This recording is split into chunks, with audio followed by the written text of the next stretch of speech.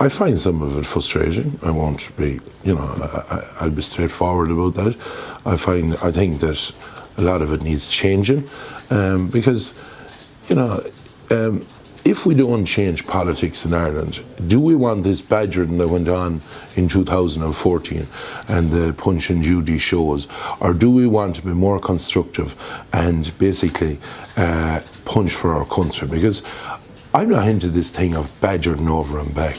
I believe that if you want to be criticising someone, throw something out on the table there and make sure that it's better than what they're saying, because it's getting us nowhere. I think that's coming into my head pretty often. Should we do a trial of taking the cameras out of it altogether for a while and see will it quieten down this atmosphere that's going on? Do you think there's something to be said for that?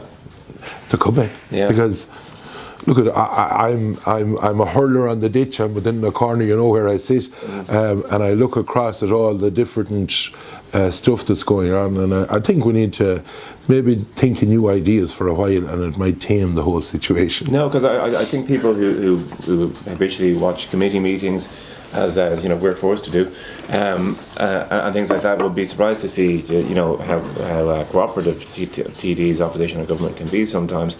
And TDs you talk to in private will admit that they play it up for the cameras, and they play it up because they know everyone's watching for things like leaders' questions.